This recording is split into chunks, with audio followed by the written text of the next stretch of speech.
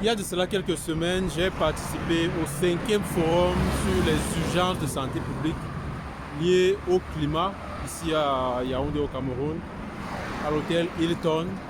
Et c'était un véritable moment d'échange entre les universitaires, les chercheurs, les acteurs de terrain sur la problématique des urgences de santé publique liées au changement climatique.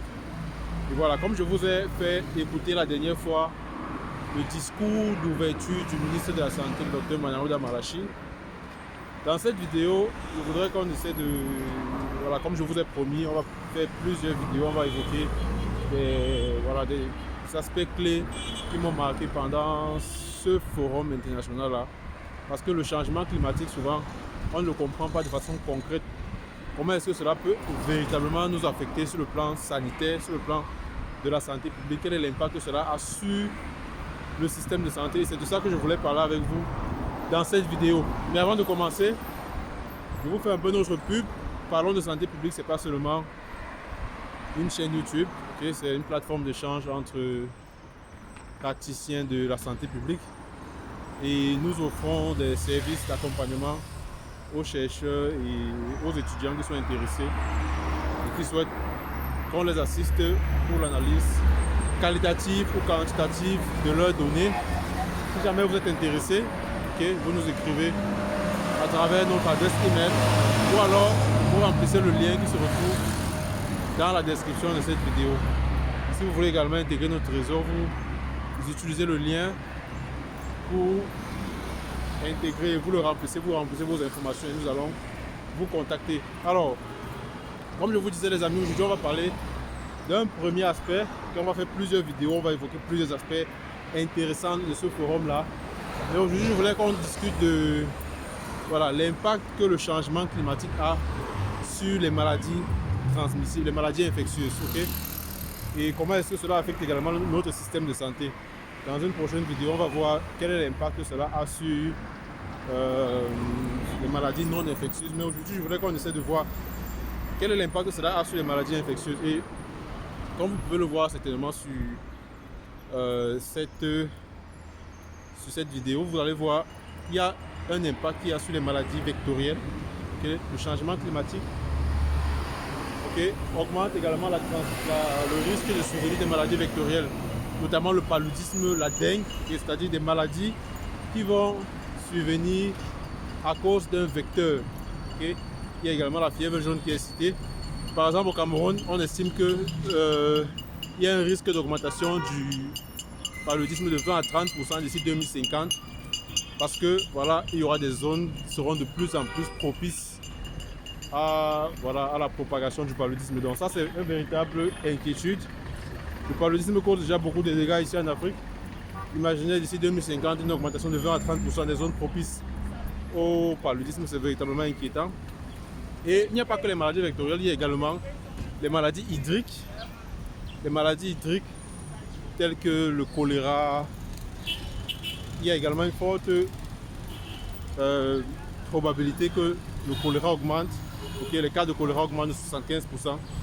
Comme cela a été le cas entre 2015 et 2022 où les cas de choléra ont augmenté de 75% justement à cause des multiples inondations qu'il y a ici au Cameroun et causées notamment par le changement climatique. Donc, la dysenterie amibienne, la typhoïde sont également des maladies hydriques qui risquent de doubler à cause des effets du changement climatique. Et ça, c'est un véritable problème au Cameroun. En plus des maladies hydriques, on parle également des maladies respiratoires parce qu'il y a une exacerbation notamment de l'asthme, des allergies dû justement à l'allongement des saisons polliniques parce que lorsque il y aura de plus en plus de pollen, forcément les gens qui ont des problèmes respiratoires, ce problème va être beaucoup plus exacerbé. Donc il y aura une détérioration de la qualité de l'air dû justement à l'augmentation de ce qu'on appelle les saisons polliniques. Pollinique, ça vient du mot pollen, pour dire le grain de pollen. Donc ça va causer beaucoup de problèmes. Également, il y aura beaucoup plus d'admissions hospitalières pour cause d'asthme, qui donc risque d'augmenter pendant les pics de pollution. Donc ça, c'est